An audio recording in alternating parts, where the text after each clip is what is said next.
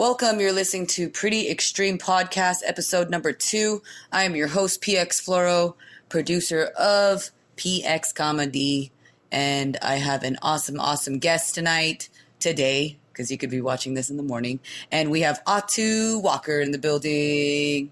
Yo, what's up? Yes. Thank you for having me on, PX. No, the pleasure is all mine. Thank you for doing the second episode. I piloted it with Jaime, Birdman. The Birdman. And then, I was listening to it, and there's this part where I whisper, "That's scary." And when I was listening to the podcast, I forgot that I said it, and I heard it, and I was like, that's hella scary. Oh. Because it didn't sound like I said it. It sounded like a ghost. Well, is it like ASMR or whatever? What? Have you ever heard of this thing, ASMR, I think? It's where people get these really sensitive mics and they, breathe into it. Oh, and then they play. That's like white noise. And and they open, potato chip bags and, crunch potato chips. What? Yeah. And wait. But there's no ghost in it. No, there's no ghost, but there's... it's like this mic that they use, and then people are kind of making the noises? Making the noises, and supposedly it's supposed to be, really calming to people and shit. I don't know. Listen to someone here eat potato chips would not be calming to me at all. And people are making major bank on it on Instagram. I've seen the lady who smashes her face on bread. Oh, wow. Have you seen that? No. Dude, it's on Instagram. It was just in my feed, and it's this Asian chick, and she's has her video, and there's music playing or whatever, and she'll have a sourdough or a slice of bread, and she'll just pound her face on the table. Well, not on the table, on the bread. Wow. And then she's making dough doing it? And dude, it's million views. I'm why are people watching this girl smash her face? It's the same thing with those kids where they watch other kids open stuff. And I'm I almost thought about doing that with my kid, but then I was I can't handle this. No. He'll start doing it on his own. You won't have to show him that. My kids, I'll watch what they're watching, and they'll do it for hours. They'll literally watch this little girl, we're going to open a blind bag, and then slime, and then we'll make slime, and then they just watch, and I'm just... Yeah, my kid's obsessed with making slime. But I'm dude, there's these kids who have 1 million views just because they're opening a toy. And I'm telling jokes, and I can't get 5 views on my, on my YouTube. Well, we can't go the traditional route. You gotta fade. Or maybe you gotta be of a certain age to be able to break through so quickly. I don't know. I don't know what it is. I think there's something to be said about all this random shit that's going down. I don't know. I have you seen Black Mirror? Yeah. I feel like Black Mirror is a prediction of what the future can be like if there was ever someone smart enough. But now I feel they're they're planting that seed for these people who are we don't have that technology. I'm gonna freaking build this technology. I mean, we live in Silicon Valley. I mean, we still ain't living like the Jetsons, bro. We were always Japan has it made though. Japan, you can get your cell phone and pay for shit. I mean, you can do that here too, but they have those pods now where you can literally see, and they're really clean cities compared to. You've been to Japan? No, but Korea, which is kind of close, and they have an extremely clean city.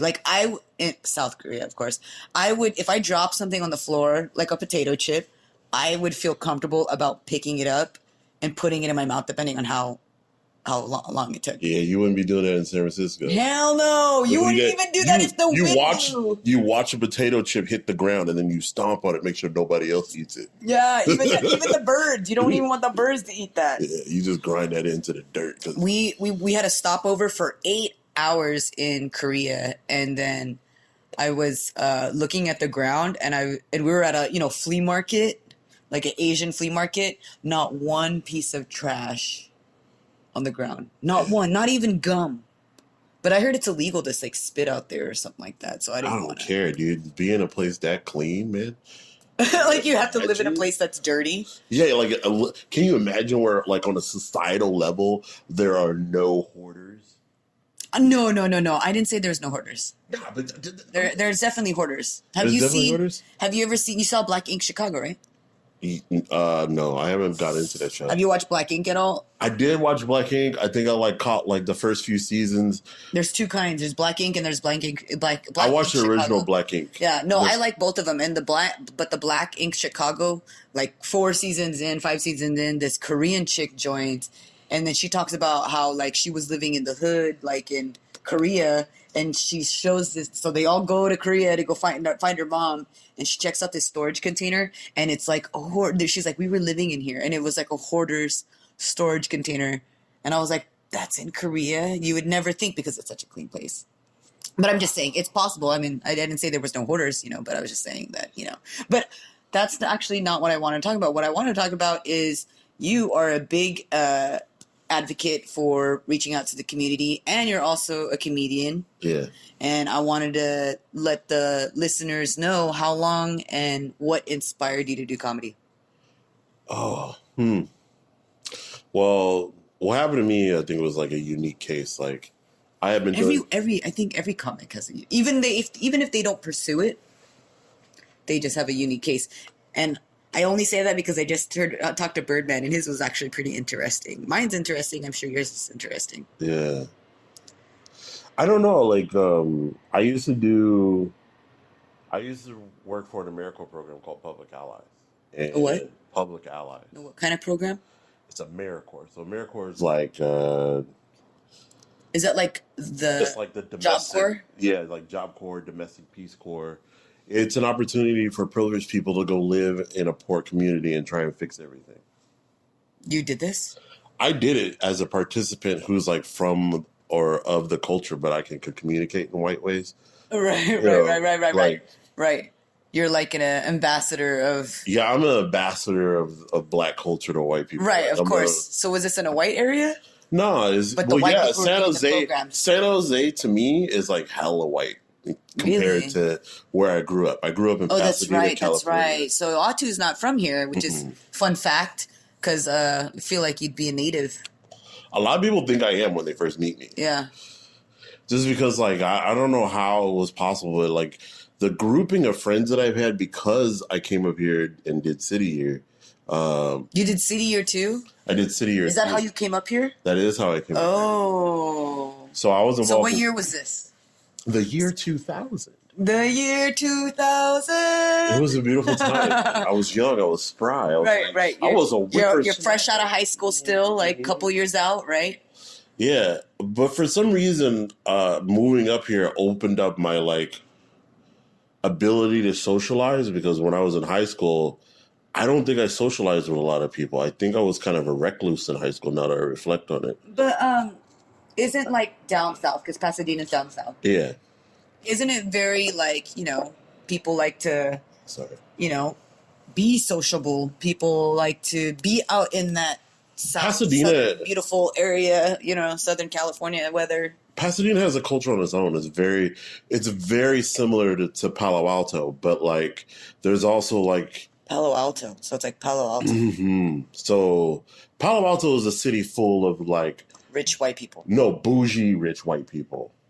Oh, so fancy, show off. Yeah. Fancy. So there's like a particular vibe to like. There's rich white people who are like not bougie. Yeah. They're just hella rich. Yeah. So Pasadena kind of has that kind of vibe. Like I can't. It's unmistakable to me, the feeling. Yeah. So because when I go down there, it's such a distinctive style of how people are and living. Like I don't know. So you go to Palo Alto, it kind of reminds you that. Yeah. Very similar. So where I grew up was like East Palo Alto. Oh, was it East Pasadena? No, it wasn't. No, it's Northwest Pasadena. Oh, okay. Did you say were there people represent the Northwest, like Yeah. NW? Yeah, I don't know if it was. I don't know if it was that. We definitely had gangsters out there. Well, there's like, gangsters everywhere. Yeah, it was but like, in SoCal, there's a.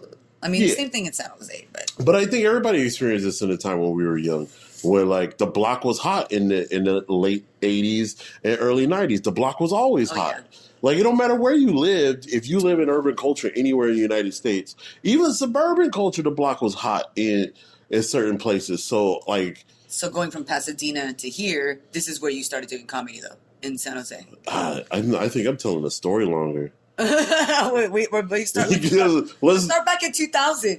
okay, so I moved out here in the year 2000. Anyway, we could talk about the differences between the Bay and LA all day. But Yeah, no, that's so you crazy. clearly love it here. Yeah, I love it here. I don't know why. You don't know why? Yeah, I do know why. Okay. I felt relieved and I didn't feel judged as much because I don't think a lot of people spend a lot of time trying to figure me out. You know, like, yeah, I don't know. I just you feel that people don't take the time to meet you, or people in Pasadena aren't the type of people that take the time to get to know somebody. I don't want to say that because, like, I think I was so shy and embarrassed and self-conscious that I didn't spend a lot of time connecting with anyone there. But you did go to your 20-year reunion.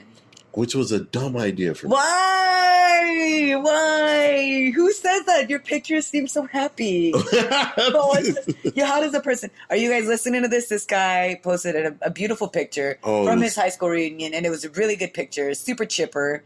Had his... what is that superhero guy? That black superhero what? guy. He had a Black Panther outfit on. I had my Wakanda suit. Yeah, he had his Wakanda suit. Gotta represent. Yes. We were at the Akubalan But Center. now you got to break it down before you tell us when you started doing comedy. Why was it such a bad time? I thought everyone, if you go, It wasn't a bad time. I just felt awkward, man. Like you're so shy. I was shy. I forgot how shy I was. Oh my gosh. So 18-year-old came back out. It just resurfaced like, what? Because some of these people I haven't seen in like over a decade. If not more, because it's 20 years. No, like I haven't seen them since I left town. Like I never. back in 2000. I didn't keep any connections. I didn't reach out to anybody. I didn't. But I mean, did they reach out to you? I don't think it was about that. I think I just didn't do it, and then like I was. Why were they like, you didn't hit me up, bro? Were they like that when you got over there? I don't. It's like I was so insecure in high school that I didn't believe people would actually really be my friend, or even notice that you were gone. Yes. Okay, but people did. I know. Oh, what do you mean? Didn't people notice when you went to the high school reunion? Like, dude, where have you been? No one really said that to me. Okay. It's funny. I can see where this is going then. Okay. Okay, so imagine. You felt in high school, you felt the same way 20 years later. No, this is what it was. I think I can hit a nail on the head. The feeling. I think I can hit a nail on the head on the feeling. It's like, all the people that you follow from your high school on your Facebook profile? Yeah. Like, you follow them, like it's friends. You follow them. You're not friends? And then a couple of people that follow them that recently added you show up too. But, like, basically, you go to your high school reunion and see the people that you're Facebook friends with. Okay. In face-to-face. So I could see that being kind of weird. Yeah. It's like, I mean, was it like a catfish where you're like, okay, you so don't and this is how you look in real life? Like, how? I don't even know. Is it majority white people? No, it's indescribable experience in some ways. Like, you just can't imagine. Okay.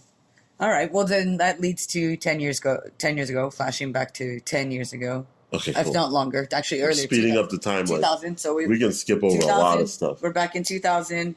Yeah. First comedy set. Where did you do it? Actually, I did an open mic called Cafecito, and then it wasn't Pasadena. No, here in San Jose. So your comedy soul was born in San Jose. Yeah, easily. That's good. That's cool. So was mine, because I'm not from I'm raised here, but technically I just still don't feel. You know what I mean? From here. Why? Because I wasn't born here. Where were you born? I was born in Japan. And it's like, I've never felt like I fit in anywhere. Like, growing up, I never felt like I fitted in. And when I started doing comedy, it was the first time ever in my life where I felt like I fit in, because no one's the same, obviously. Yeah, true. I mean? Some mannerisms might be the same. Some people's voice might be the same. Like Ben Del Castillo and Norm Macdonald. They sound hella the same. Like not the jokes or anything, just the voice. You know what I mean? There's a couple. So there's bound to be some twins with the amount of, comics that are in the network. But I'm just saying, I finally fit in. Like, in high school, I didn't hang out with the Filipinos. Why not? Who'd you hang out They with? didn't. I don't know. I felt like they didn't like me. I mean, like we just never. It was like, hey, what's up? But didn't hang out. And then I hung out with the Vietnamese people, which even then I kind of didn't really fit in because they're like they'd speak in Vietnamese, and I'm just like I don't speak Vietnamese. So like, you know what I mean? And there was a couple of Chinese people in there too, but they could speak to each other in Chinese. So and I had friends, acquaintances, and then as I got older, I was super shy too, but I still tried to get involved in school stuff, And then fast forward to now, I've never felt so involved. And that's why I love hanging out with my comedy family, because I really feel like they're a family. I hate when people say they're not family because they're not blood. You know what I mean? Like, no, because sometimes I have family that's blood that's really, really shitty. And my friends are the ones that actually come through on the times that, you know what I mean, I least expect it. And there's handful of family members that do, you know what I mean? But, you know what I'm saying? Anyways, back to your first set. Yeah. Who gave you your first set? Do you remember? No, they had an open mic over at Cafecito. Who was hosting? Who was it at the time? Oh, this dude named Jonah. He would host it, and then it was like a coffee thing, or it would be like different hosts. There was this guy named Ghost that I think ran the place, and then Ghost. I don't know. This dude had alopecia, so he was like this white dude that looked like powder. I don't know. Wait. He was albino? I don't know. Because I just don't. All I remember is his name being Ghost, and I don't know why I don't remember his real name. Like the guy Powder from the movie Powder. Yeah, no, he just disappeared. Anyway, he probably died. I don't know, man. Dude. don't knock on right now, that knock was like on 10 times sound on the phone. Oh, sorry. That's okay. Okay, so you did your first set. Sorry, I didn't mean to bring up some weird feelings. Oh, that was weird. That was hella weird. Push the juju out the window. The juju out the window. We're on the top floor of the Hilton. Side note. Hopefully people who listen to the first episode are listening to the second episode. The reason why I keep saying the Hilton is because Jimmy Gunn, when he did the podcast with me and Chris Mitri and Star Comedians Are People Too, he would say, we're on the Hilton. And I'm just like, yeah. And so I'm like letting that ride. And I mean, Hilton is not sponsors for this podcast, although it would be nice if they wanted to, give some free rooms. That'd be always cool. But anyways, back to your first set. So how long did you did you have a good set? I mean, you had to have if you did it again. I mean, it was like poetry. It's like was there comedy in it though? I don't know if I was performing or just doing what I thought what people would like. You don't remember? Yeah, I don't even remember what I said. So what's the most earliest set that you remember that you had a great set and you're like, fuck yeah, it killed? When did you realize you started doing comedy? How about that? When I decided to just keep going. Yeah. Okay. There's been a lot of those moments. These are hard questions. How long have you been doing comedy, Atu? How about that? So let's just say too long. I don't think I'm going to tell anybody how long. You don't have to tell anybody. No. I mean, I think I just want to let everybody be like, I don't know. Well, how long you been doing comedy? Atu is really 700 years old. He is. He has an old soul. Yeah. Excuse me. I wish I could be more chill. You're any more chill, you'll be an Ice Cube. Hey. Polar bear. Yeah. Well, actually, a grizzly bear because you're not white. Oh, that's true. They're pretty warm. Hibernate. Be a big grizzly, yeah. Grizzly bear. Okay, so back to... That'd be cool if bears were the color of their ethnic backgrounds, too. Like if it was a Chinese bear, it's all yellow. It's a yellow bear. I'm just saying. I mean, pandas, that is very, very Asian thing to do. Go with that color clash. Yeah, but that's not true that the pandas only eat... the pandas only eat bamboo. Is it by choice? You know what I'm saying? Because, I'm pretty sure... Asian pandas don't eat just bamboo. Just throwing it out there. Especially the Chinese. All right. Enough about the Asian people. Asian people are going to be like, I'm turning off this podcast. I'm just kidding. I love me some Asian people. Hello, I'm Asian. I don't sound Asian right now, but I am. Okay, so back to doing comedy. Yeah. What inspired you? Did you just do poetry slam and then you got laughs and you're like, I'm gonna try it? No, I try to do a radio show. I try to do some other things. Like, I don't know. Uh, I've always had like this voice for a while. Yeah, you do. So, You have an amazing voice, and I think that's definitely something that makes you stand out when you are doing. Do you do any jokes on that? Like you have Barry White voice, or yeah? I have this joke. I have this joke where I Was that a pretend I'm laugh? Batman at the bank. Yeah. Okay, do it. It was like- Wait, Batman, like Batman now or old Batman? no, you remember when Dark Knight Batman came out? Yeah, and he had, like that deep voice. Yeah, like scratchy. I want to eat your body whole from the inside because I'm starving for you. That's how he talks at a bank. That's pretty scary. Yeah. It's just like no note. No. That's so creepy. But it was like it's about me like going to the bank and like whispering in people's ear, "I'm Batman. Yeah. Don't move. There's robbers behind us. Stay cool, man." Do you remember? Someone said Batman, hard nipple suit Batman. There's like a name for it. Like, and I was like, what? And I thought it was like they're trying to talk about Michael Keaton. That's what I thought they were talking about. But they were like, no, hard suit nipple. George Clooney, dude. Did he have hard? The way the armor was on there was like it's all the like muscle ripping. You know, so weird. There was a topic of conversation. I don't know where I was at, but it was a topic, and I was like, what? On? But anyways, who would wear that? Obviously, Batman. All four of them, all different Batmans. All right, so back to doing comedy. You run a room. Yeah. So I had this job for a while doing all that other stuff, and then I decided to quit everything and then do just about the radio, figure my life out. Okay. There was a stage in my life where I kind of quit everything, and then I just wanted to figure out what I wanted to do in my life, and then I decided. You're working at the time? I wasn't. Did you have a kid? No. No kid, no work. It was like when I was like from like 25 to like 10 years 29. ago. About 10 years ago.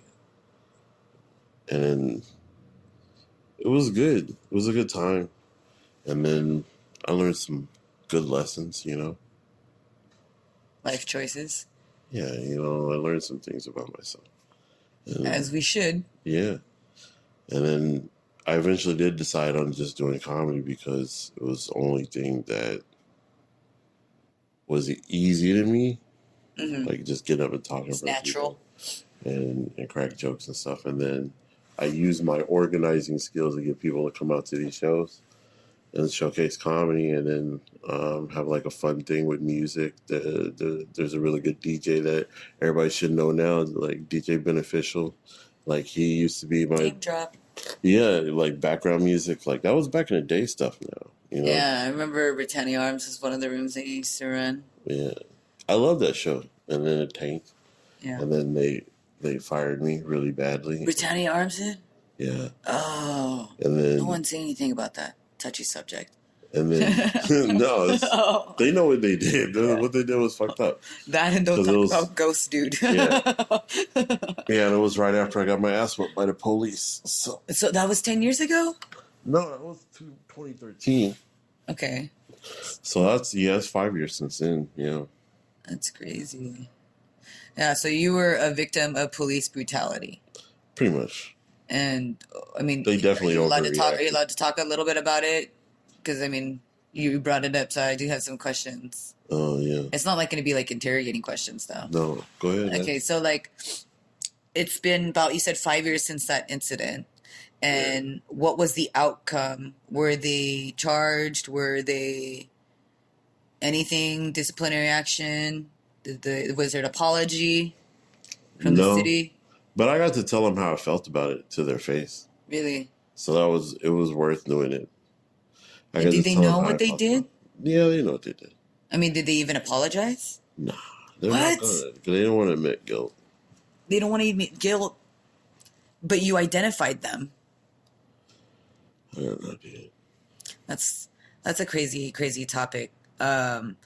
So we're on that note, we're gonna go on a quick break. Oh, snap. Yeah, we're gonna go on a quick break, and we'll be right back, which no one's gonna even really notice. And we're back. That was like 5 hours later. We went and did laundry, went grocery shopping. We're still here with Mr. Ato Walker, who I met at the Caravan. That's where I first met you. Yeah. I was at the beginning, the start of my comedy. I was like probably a year in when I finally went to the Caravan.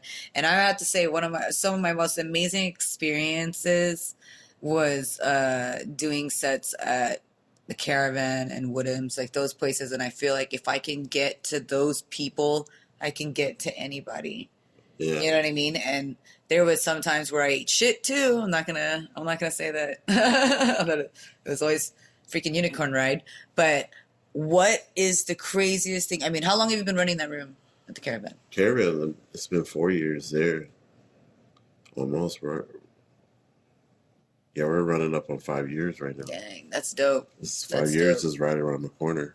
That's dope. And what is the craziest thing? Because I can say one crazy thing that I saw happen at the Caravan. You can say 2 or 3, because if there's too many to choose from, what is one of the craziest things that you've seen happen at the Caravan? And this is an open mic that happens every Wednesday. Starts around, 8, 9? 9:30. When we first started, it was like, let's get it started at 9 o'clock right on the dot. Yeah. And then... Were you running Caravan and Britannia at the same time? No. So I lost Britannia Arms in December, and then by February I was starting the Caravan. And it was Rachel's idea. She told... Shout out, Rachel Warner. Yeah, Rachel told Bev, and then Bev was like, all right, let's try it. Let's see what happens. And then, like, the first night that it happened, like, there was, like, 150 people in there. Like, it was packed. I was sweating. I was like, you know what I mean? Like, so, like, we had just pulled all this together. So was it an open mic or was it a showcase? I don't know. Every comic that I knew came. That's dope. And then everybody that I knew came to and this you hosted place, it. the Caravan. And you hosted the shit out of it. The I don't first know. night. I think I fucked up poor. I did. The first night? Oh, Gary. Gary T. No. Gary I doubt that, because how was it the second time around? Was there not as many people? Did it just... No, it was. I mean, it kept going like that for a little while. That means you've been doing a good job, you know? Yeah, and then, you know, it had its run. Like, we had to like, that stuff going. And then the problem was the sound, you know, for a little while, you know, especially in the beginning, because me and Phil disagreed about how it should sound. I was right, he was wrong. And then, like, you know, and then the show just had this, like, period of just, like, hits and misses. But then now, like, recently, we've been seeing, like, more consistent crowds and more, like, people really wanting to come there for comedy. So we built some good groundwork where we've had some amazing people come and do amazing acts, and then people would, like, tell their friends about it, and then be like, dude, you know, you have no idea what we just saw. You should have been here tonight, that kind of thing. And we had a few of those, and amazing. I made some friends there at Caravan. Yeah. We've had some amazing stuff happen there. So I mean, I would say, when I talk about crazy, it doesn't have to be bad. So what's, like, one of the most memorable? Is every night's memorable? The night Hoogs was doing jokes, everybody was laughing, but there was this guy just being really obnoxious, and he made fun of this other guy's wife. Oh yeah, I was there. That's the one I was going to talk about. And then, bring it up. Dude just punched. Dude just decked him. It was like, you need to get out of here. The guy who was heckling, or it was the like guy's wife, or the guy who was the married. wife was telling everybody to shut up, so that she can hear Hoogs, because people were like murmuring in the background, of course. And she thinks it's homeboy sitting behind. It was him, though. Oh, it was him. Yeah. And so then... No, I want to say... I thought it was someone else next to him. No? Nah. They were sitting at the bar, and then he was standing right behind them over by the pool table. Oh, yeah. And he was just making a big mess of himself. And he went up that night, too. He did go up that night. And he went up that night and did very poorly. And, yeah, and I gave him he took it some kind of way, like it was their fault. The couple? No, he thought it was the audience's fault that he Oh, fucked up. I gave him a ride home because I felt bad, and then I've given a couple rando people rides home at the showcases or open mics, which I shouldn't because You should it's not do I that. know, but I still did because that's just how nice I am. I'm a nice person. You're an amazing person. I'm a nice person, and you know what though? I really feel like if anyone that I was with saying, "Hey, I'm giving this person," that's because I'll tell people like I'm giving this person a ride home, and they're Yeah. like, "Okay, well, are you sure?" I'm like, "Yeah, no, I get a pretty good read on people, but then again, who knows?" But this one time, I did give someone a ride home, and I thought he was deaf only because the way he was talking. You know what I mean? Like, I'm not trying to say I'm deaf cyst, but I just assumed he was because I would call him too, and he wouldn't turn, and then. I told someone, "Hey, I'm giving him a ride home," and he's like, "Are you sure?" And I'm like, "Yeah, he's fine. He's harmless." He's like, "I'm like, he's deaf, he's disabled." And then my friend yells out, "Hey, Michael!" And he turns around, and then he looks at me, and I was just like, "Maybe he's deaf in one ear. Who knows?" I wasn't worried at all. And so now I see him a lot at some shows, which is really funny recording. But I think he already knew about the events prior to Oh yeah. me. You know what I mean? Because it's San Jose. It's very small. I've seen him at like Cher Love's show and someone else's show. But then it was funny because Cher kept calling him like Steve. And his name is Michael. She's like, "Steve, Steve, Steve." And then I'm like, "Your name's Michael, right?" So the guy, he's like, "Yeah, Michael." Okay, I was just making sure because I don't think she knows your name's Michael. And so when she said, "Steve, Steve," I'm like, "His name's Michael." And she's like, "Oh my gosh, I'm so sorry." It was really funny. Name drop. Okay, so back to I don't know how we got to creepy people rides home. Oh yeah, so that was the most memorable. I'm glad you brought that one up because that was the one I was going to bring up because they gave that guy a ride home. Wow. Yeah, but I never saw him again. Or he's never been to the caravan, right? He's been back like a couple Oh, times. you have? He's alive? I mean, yeah, he exists as a human being. Okay. As a human being? Jeez. Yeah, he lives that Is there life. aliens? I don't know. What? That might be true. Yeah. No, I believe it. Right now I just felt like the X-Files song came on in my head. Ding, ding, ding, ding. Okay. What else? All right. Well, where are you going to be at next? Tomorrow I got to show up in the city over at Del Parada. And then after that, I don't know. We're going to go to Sacramento to go pick Wendy up. And then we're going to go That's this weekend. to Coos Bay. Yeah. That's gonna be dope. Yeah. That's gonna be dope. And then who are you rolling with? Pete, Wendy, Yeah, and Pete, yourself. Wendy, and myself. Be sure. What's your? Flacco. Oh, and Faco. Hey, Yeah. be sure to drop your handle. Where can they find more of you? Yeah, I think we might do like a live. We might go live in the car or something like that. I'll try and convince them. Yes, do the go live on the Facebook for sure. Instagram. Well, yeah, we're going to a place. Hey, guys, we're going to a place. We're going to Here, we're at this place. We're going. Yay! We're at the place now. You're at the place now? But where can they find more about you, Atu? Where, like, what's your I don't know. Instagram? Find me and listen. Find you. What does he mean, find me? Listen. I don't know. This is Ato Walker, so go ahead and try and find him because he doesn't want to drop his handle. But no. You can find me at Mr. Walker. there we go. Jeez, I had to Basically, beat him with a freaking. Yeah, I'm shy, man. And he wasn't like I'm a this shy before. guy. This the only person talking right now is me and you, dude. Like, there's no You're one. making me nervous. This is gonna be dope because you're gonna listen to this and you'll be like, I'm gonna listen to 5 seconds of this. Bing, turn it off. But thank you everyone for listening. Nah, I think we got like really deep, and then like we. It got a little dark. It got a little dark. Don't worry. See, now there's We're light. very introspective. I think we both see therapists or something. Yeah, no, I've seen a therapist. Yeah, Yeah, it did wonders for me. It's life changing. Yeah, my life is fun. Anxiety stuff is great. Did you say anxiety? Yeah. Yeah, no, I totally get it. And that's why we're here to help each other. So if anyone Yeah. has any type of anxiety, depression, talk about it. Find a group, talk to Ato Walker or myself, PX Floro. Come find us. Cool. We'll be more than happy. But don't be creepy. Yeah, man. Like, Because don't creepy be. is like, Mm-mm. it's like, yeah. Because there's some creeps out there. Just saying. Atu knows some. I know some. Yeah. And you put them together, and then it's just a lot of creeps. Yeah, just And don't be weird, bro. And on that note, we're gonna cut this. We're gonna cut this because we don't want any more creeps. More creeps? I don't know. I'm just saying. What? You really want me to name drop some creeps right now? Nah, dude. I don't. Yeah, that's what I'm saying. I'm not trying to blast no creeps. Long. Yeah, no. See. So you know who I'm talking about. You know who you are. If you're thinking, "Am I the creep?" You probably are. Whoever's listening to this right now. Yeah. But thank you guys for listening. Thank you so much, Atu, for doing the podcast. I said minimum half hour or to an hour, whatever. We got into a flow. Pasta.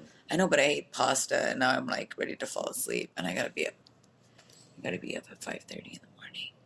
We have day jobs, so those who are listening, people who see us in the scene, in the circuit, the people who see us in the circuit, yeah, we're the most tired because we work the whole day, and we like did thought processes on another level. We use our left and right brain. Left? Are you left-handed? Not really, but so then he does not use the right side of his brain. Okay. I just say these are all jokes. We friends. Yeah. Okay, so now I gotta try harder. Try harder for what? People love Atu, Mr. Ato Walker. Find him. Instagram, Facebook. Yeah. Are you on Snapchat? You're not on Snapchat anymore. Yeah, I am on Snapchat. You're back on the snaps. I low key kind of came in there like, yo, I'm back, but I didn't really holler at nobody. Yeah, but you told me that Riri told you. I know, but I just wanted to. There was some snaps I missed. Yeah, see, you know, I missed Serena's snaps. Serena Williams. Serena Williams is on Snapchat, and like she be having the best snaps, yo. I gotta watch her. You know what I'm saying? Like I don't even know how I got in that exclusive club or whatever she be dropping on there. Dude, man, like Serena Williams. Find her on the Snapchat. Find her on the Snapchat. She's fire on Snapchat right there. That's probably the only reason why I even went back to it, just so Jenner. I can watch. Yeah, I don't watch any of the Kardashians. Good. Well, she's not a Kardashian. She's a Jenner.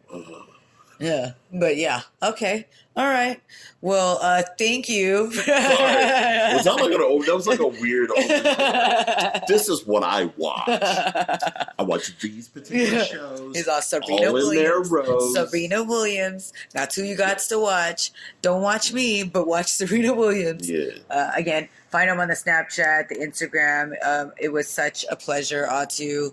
We'll have to do this again. We haven't seen the last of you. Yeah. You haven't seen the last of me. We'll definitely be seeing each other. And again, they can catch you every Wednesday night at the Caravan Lounge. At the Caravan Lounge. And you will be hitting up Oregon with Mr. Pete Munoz and Wendy and Lewis and Faco. What city are you guys going to be in? Do you know what city? We're going to Coos Bay. Coos Bay, that's right. Okay. And then we got a show in Sacramento. All right, so if you're listening and you're out that way, be sure to check him out. Sacramento, Coos Bay, Mr. Ato Walker. Again, thank you so much for doing this. You're listening to the Pretty Extreme Podcast. Have a wonderful life.